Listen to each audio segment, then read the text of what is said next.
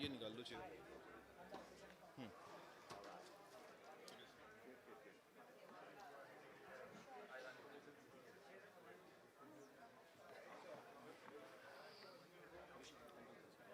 I don't need. I understand.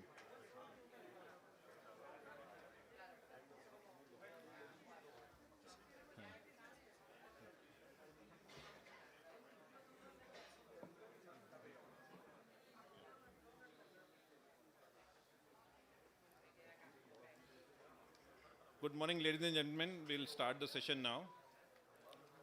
May I request you, if possible, to close the door behind?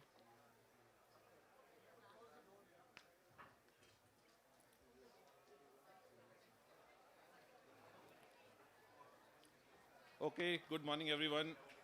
Sovereign AI for national security. What a relevant topic in today's time, keeping the geopolitical situation in mind.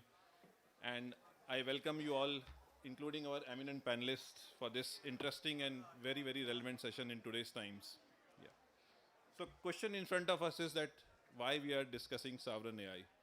One reason, of course, is the geopolitical situation, but another very important reason is the capability which AI is developing.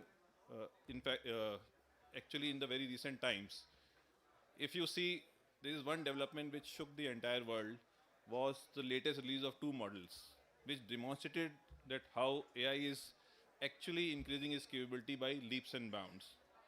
It's not only growing linearly, it's going exponentially. And in those times, it's very important for us to now discuss what does sovereignty in AI space means to us. Now, we also know that when it comes to AI capabilities, a very handful of companies across the world are working on it.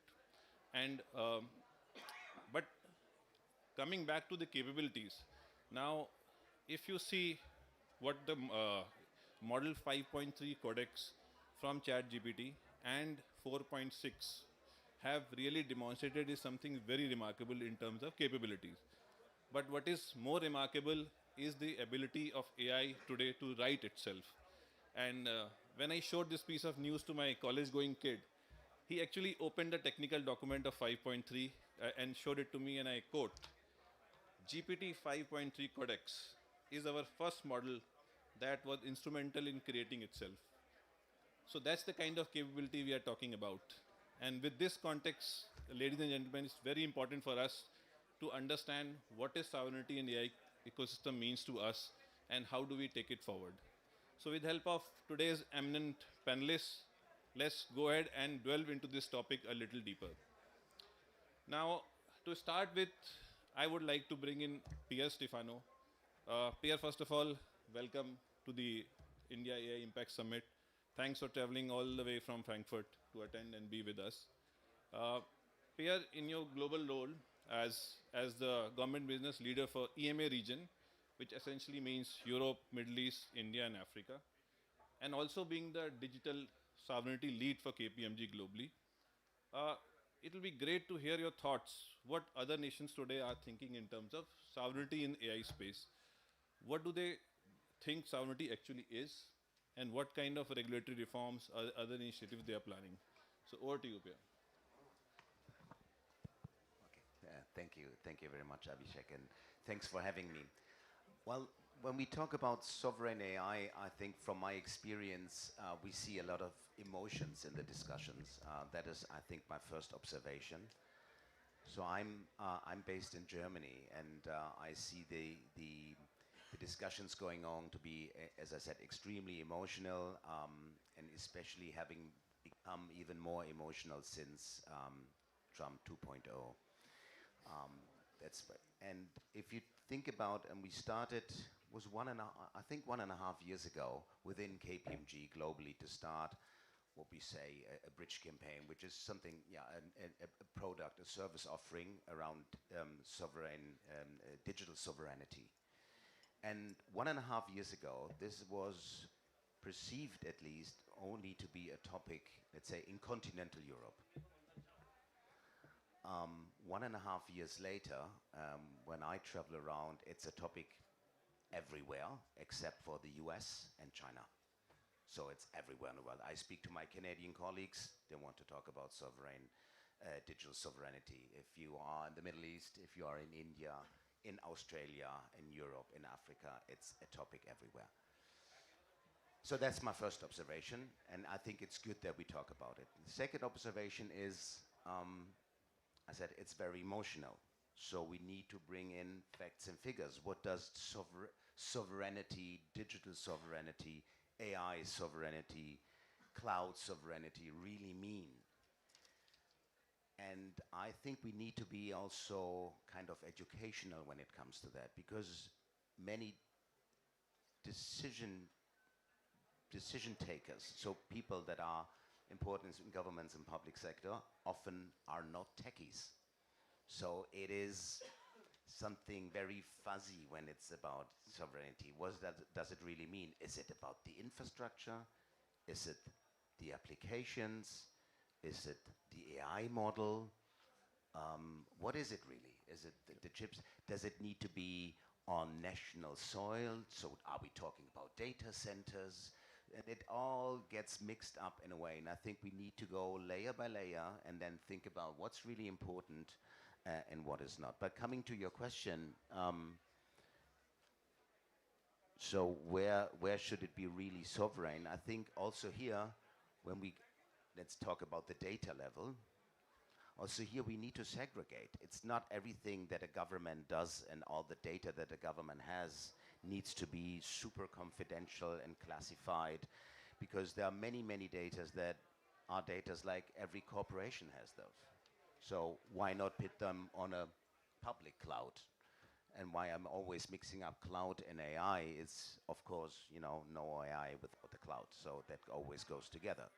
And then there may be, and this is what we are talking about today, then there may be areas like defense, national security, healthcare, taxation, and maybe a few others that are extremely sensitive data, and where really we should be thinking about how this can be sovereign, and I think we come to that discussion now in the progress of the panel. Thanks, Pierre. I think some great insights there. And the word I take away is emotional. Yeah, definitely that's the talk of the town. But you're right. We have to see layer by layer what exactly is ready for, for us to think that we can make it sovereign. It's like we discussed. You can't switch off this tap and switch on the other tap. It's not going to happen that way. Yeah. Okay. Thanks. So I next move to Lieutenant General Harsh Shibbar, AVSM, VSM, Director General Information Systems of the Indian Army. Yeah. So, sir, first of all, thanks a lot for being with us, sparing your valuable time. Yeah. In your role, so you look after the entire information system and telecommunication systems of the Indian Army, network, data centers, enterprise applications. But what's also very important that you are at the forefront of all AI and ML initiatives in the Army. So, so my question to you is that if you can share some thoughts around what it means for national security when it comes to sovereignty in AI space, because you are at the very end, or I may say the other side of the table, when you have to evaluate that what is important for you at this stage, what initiatives should the forces take to ensure that data integrity is there, data is trusted, whatever AI is working on top of it is trusted and safe. So over to you, sir.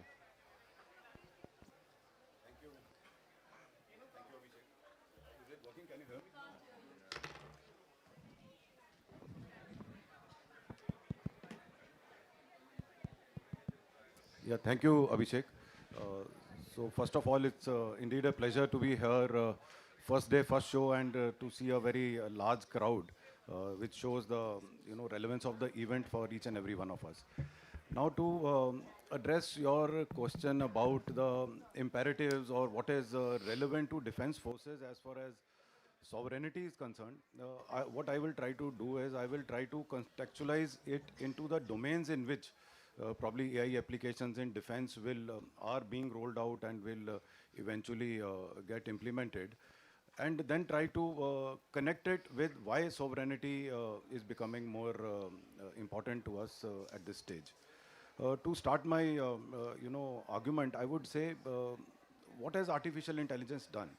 I think it has expanded the cognitive domain or cognitive limits of humans beyond the bounded rationality which was relevant before this advent of technology. And how they have done it is AI has the capacity to synthesize a very large volume of data and bring out certain insights which then a human can in a time bound manner use to arrive at certain decisions. On the flip side, the current AI remains an inductive logic, right? It does not have that abductive rationality of a human being. And that is of prime concern when a military decision making is involved, because military decisions are very costly, and they are costly primarily because of the human cost.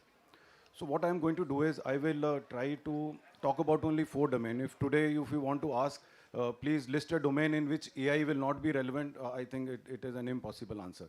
So I will select only four domains which are prominent for defense applications and try to address why this, what are the imperatives there. To start with, first domain in which AI will become very significant is the persistent surveillance.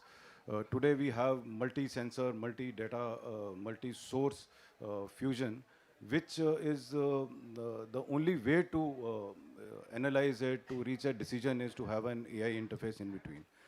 So in this kind of persistent surveillance, what is the sovereignty concerned?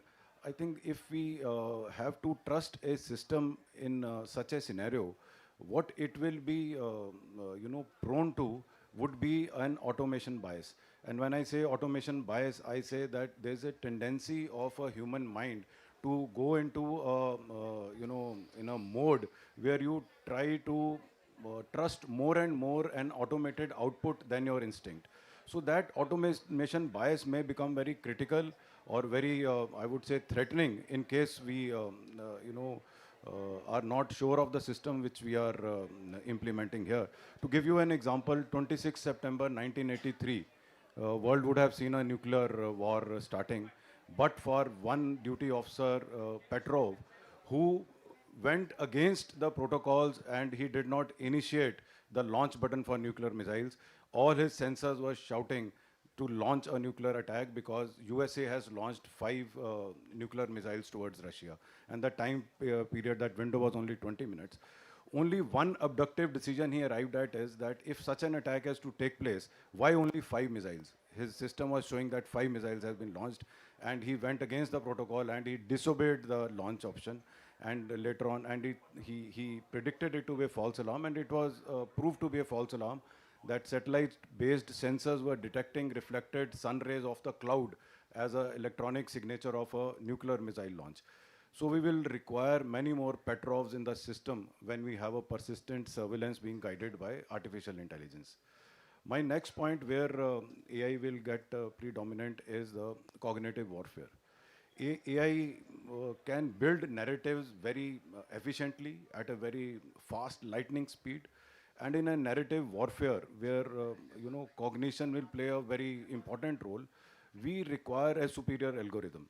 So our sovereignty, our capability to produce a superior algorithm, which is not only a defensive against an enemy cognitive offensive, but also can create a narrative which sustains, which we can support for our other actions in the military application of power. So in this superior algorithm creation, I think we have an edge, and I'm sure that military application will have many sovereign solutions to deal with it. The third area which I want to talk about is autonomous systems. And this is a cause of great worry. All across, people are talking about how much of autonomy should be given to military application, more so because lethality is part of such systems. As far as autonomy is concerned, in my perception, every military system becomes autonomous at certain stage. A formation when an operational task is given, a unit when an objective is given, a soldier when he crosses a certain line, they become autonomous. A missile once it has been launched, smart munitions in today's day, the problem where we are now getting into is that it is not only now platform autonomy like a missile, but it is also possible to have mission autonomy, where a group of machines can be given a mission to achieve, and thereafter they are in an autonomous mode. In such application of AI, The threat is from adversarial attacks, and therefore sovereignty becomes very important. In such algorithms, if there is, say, poisoned data, if there is an evasion embedded into a system, if there is an extraction kind of an algorithm which opens a backdoor into a system, can you rely on such mission autonomy mode for artificial intelligence application? And therefore, if we have to decide a defense application, a sovereign algorithm becomes very important. My last point of AI application is about decision support. So military decision, if I can broadly divide them, one is deterministic. Deterministic means when information is available and the output can be calculated. In such deterministic solutions, AI can be trusted. It will be optimization solutions, supply chain management solutions, ERP, analytics. Such, I think, a high degree of trust can be placed in AI. The second kind of decision which we take is stochastic, wherein not only the factors are known, there are certain factors which have probability of occurrence, and if they occur, there are certain impacts or effects which can be quantified. In such scenarios, AI can again assist in a great way. AI can create simulation-based analysis. For example, say mobilization has to take place once emergency has been declared or it is imminent. In such cases, apart from various pre-calculated factors, factors like weather, factors like civil unrest, factors like enemy action, various landslides, road disruptions, which have some probability of occurrence, and if they happen, there is a quantified effect. In such cases, again, AI can help you in simulating and arriving at a very rational decision, and we can have a fair degree of trust in AI. The third and the most critical decision making in military is decision under uncertainty, under fog of war. And once such decisions have to be taken, sovereignty becomes of prime concern. In such situations, not only all the factors are not known, their impact cannot be quantified. There are management tools to deal with uncertainty, but theories like game theory also fail, because here rationality of the players cannot be guaranteed. Here the moves are not sequential. All players can move simultaneously. In such situations, AI can be a tool which can assist, but AI cannot be trusted to take decisions. So in this fourth domain, I think we need to train, we need to formulate policy, our strategy formulations, our techniques and procedures have to align to use it as a tool and not as a trustworthy co-pilot. Overall, in all these four domains, and to conclude my response, one thing which is must and one thing which we must have as a sovereign capability with us is a platform where we can test them, a benchmarking suite where we can test AI application and grade them, whether it is fit for military application or not. Thank you, Abhishek. Yeah, thank you so much, sir. Very, very valuable insights. And as we evaluate what layer to bring sovereignty on, I think what stood out from your inputs is superior algorithms is something which we really focus upon in terms of national security. So I move on now next to Shri Ajay Singhal, IPS, Director General of Police, Head of Police Force, Haryana. And for international audience, Haryana is a large state neighboring our national capital region. Sir, as the head of police force, I was going through your previous speeches. What stood out to me is that you talked about policing evolving in 5 stages. First, you said the traditional times, then the advent of mobile phone, and at every stage you articulated how criminals were using technology and how police was trying to catch up. The third stage you mentioned was era of internet. Fourth one, you talked about smartphone and apps. But the last, and you laid great emphasis on that, was the age of AI. That how criminals are using it for cybercrime, narcotics, even digital arrest type of crimes. And how you emphasize that police needs to catch up there. So my question to you, sir, in terms of national security policing, what priorities do you think are important for us when you will evaluate sovereignty in the AI ecosystem? Over to you, sir. Thank you, Mr. Abhishek. We are the non-technical people, which Mr. Pierre was talking about. We are technologically illiterate and we follow the criminals. Like, Can't you? yeah, now? So we follow criminals. Criminals are a step ahead of us, always. And then we train ourselves and we catch them. So the question that how this AI is going to impact the national security and how we are going to tackle it. So I don't think we are in that position to tell you technologically, but on the basis of our experience and the AI discussion going on around the world, I have prepared a small talk. It's in simple words, you might be aware, maybe you might be aware of certain contents of it. So here is it. We all agree that nobody can stop an idea whose time has come. Secondly, the world has become a global village. And thirdly, which I add, they will not be going back on AI technology. It is there, is a fact of the day, and we have to accept it. I read somewhere history's most transformative innovations didn't automate, they unlocked possibilities. Like electricity enabled mass production, internet created digital economy, the printing press democratized the knowledge. Each expanded what humans could achieve rather than simply doing the existing tasks faster. In contrast to the efficiency trap, leading organizations are deploying AI as a potent force multiplier, fundamentally reimagining workflows to expand capabilities and unlock new markets. And on the other hand, I read the views of Nandan Nilekani, CEO Infosys, mentioning hype and technology, which has always gone together. Earlier, cloud had come, so they said it's the greatest thing since the sliced bread. When crypto came, they said it will solve the world peace hunger with crypto. And now no one talks about smart cities any longer. And now AI is changing everybody. This hype, maybe whether it has reached the unprecedented level. This is the one way of looking at the things. Dynamics of AI is simple, as we understand.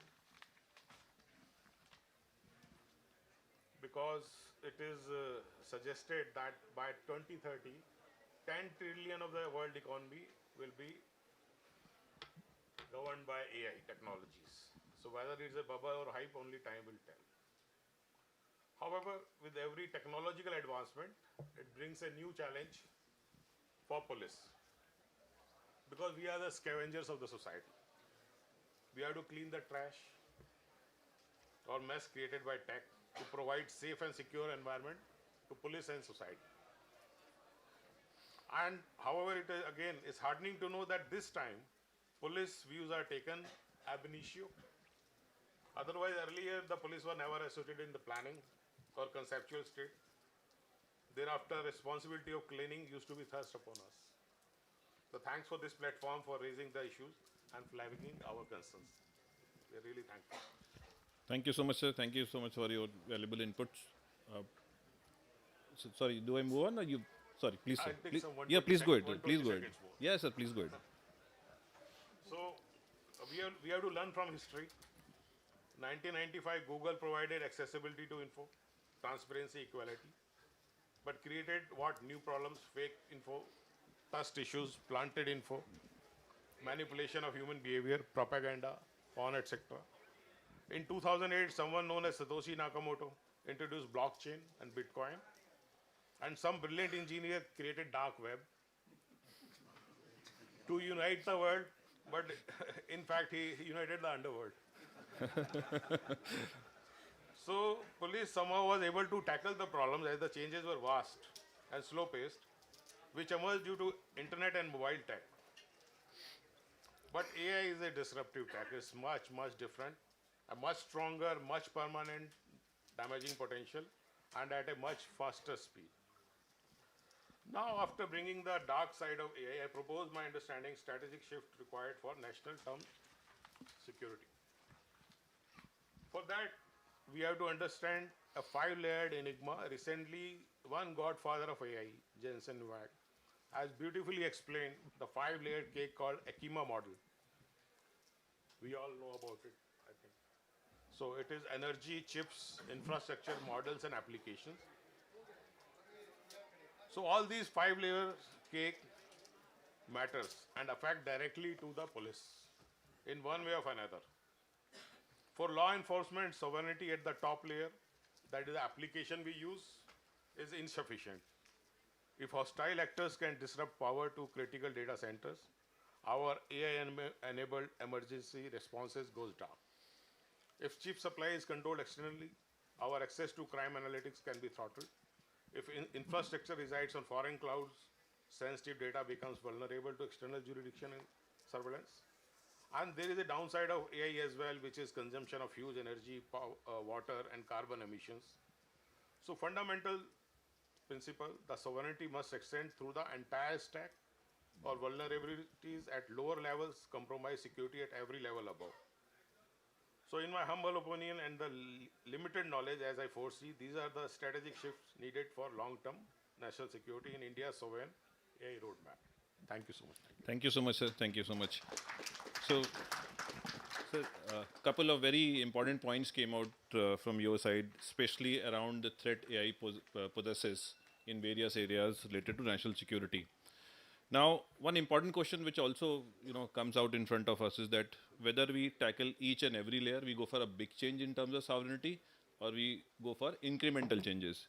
So, for this, I would like to bring Mr. Brijesh Singh as the next speaker from our side.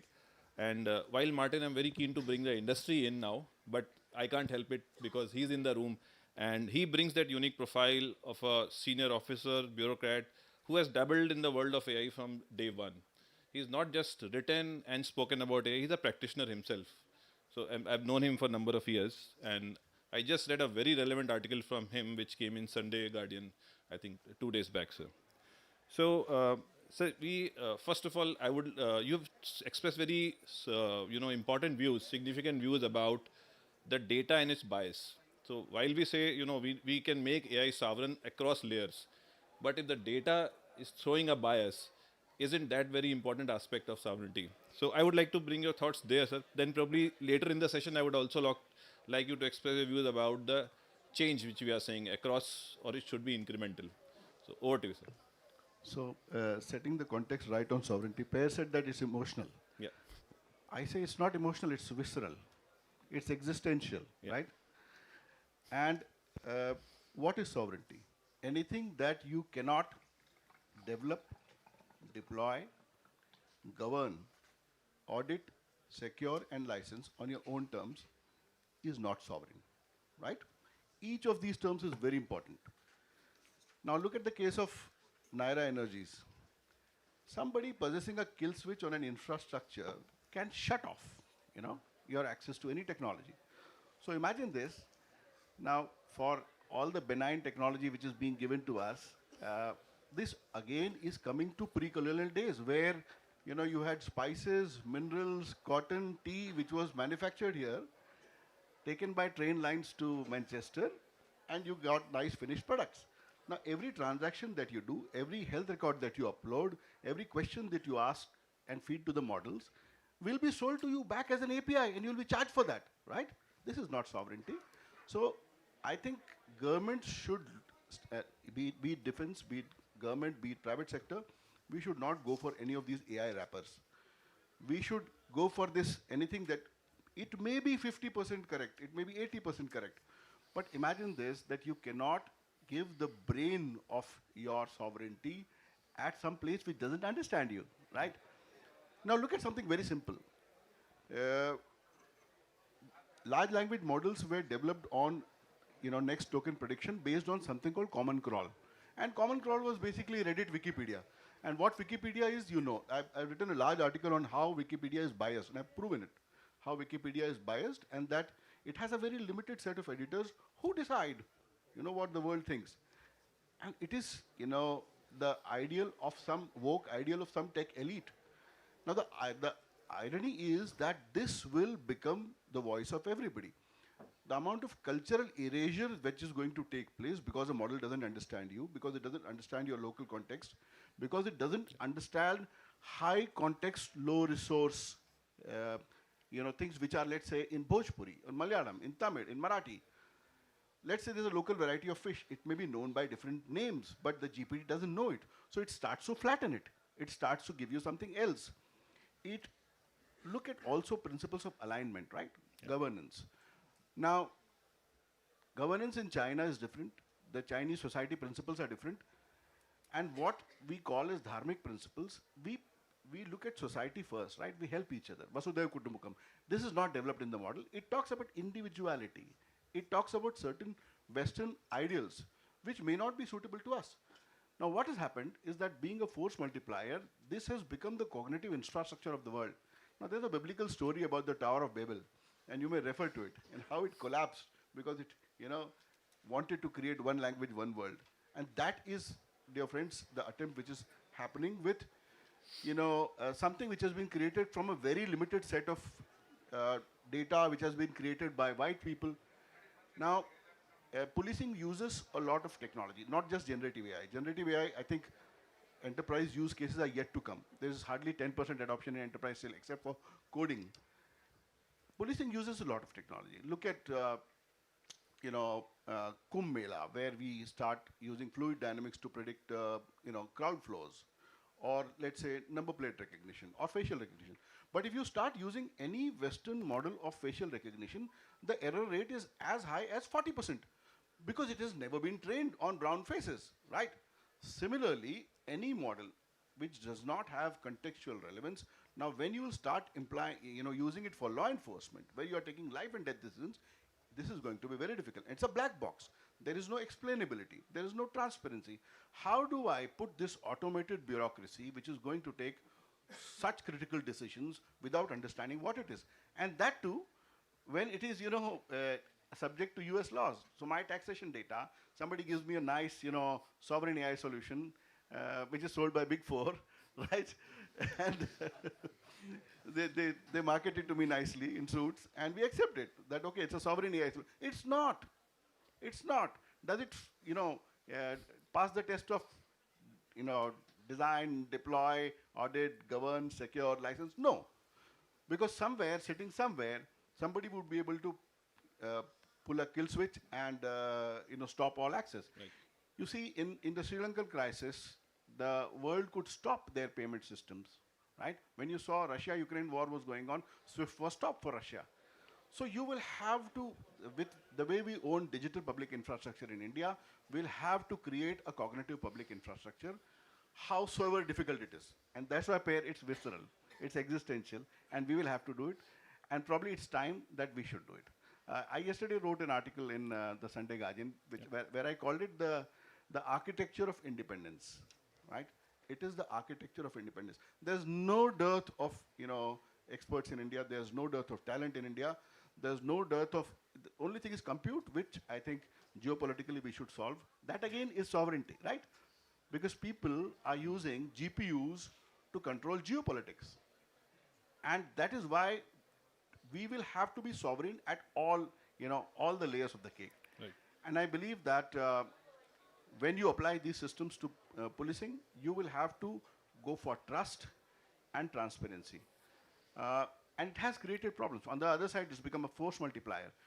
It has hugely enabled the criminal ecosystem. We have polymorphic malware. You have, there was a company called ARUP, I think it's an advertisement company or something, where the CEO came on a live Zoom call and they lost $30 million, right? This is the state at which AI is evolving. Do we have real-time policing? Sir, explained that policing is not so real-time. So you will have to increase both capability and capacity, and this needs a serious thought right now. So, we need sovereign AI. Thank you, sir. And again, as expected, very, very relevant points.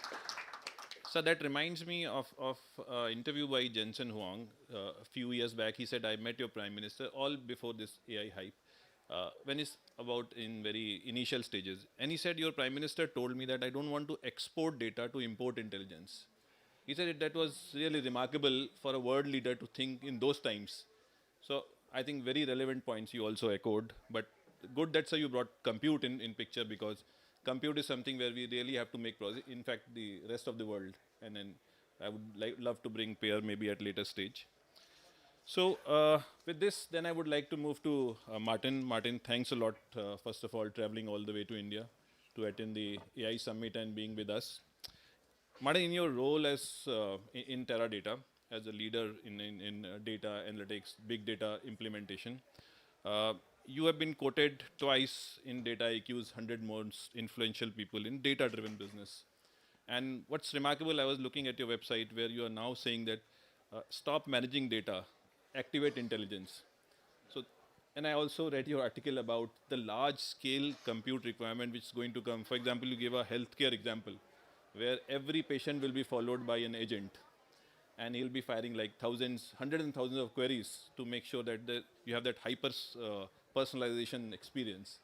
So with that kind of compute requirement, Martin, do you think that we are ready for sovereignty from day one, or is going, or as everybody said, you have to tackle it layer wise?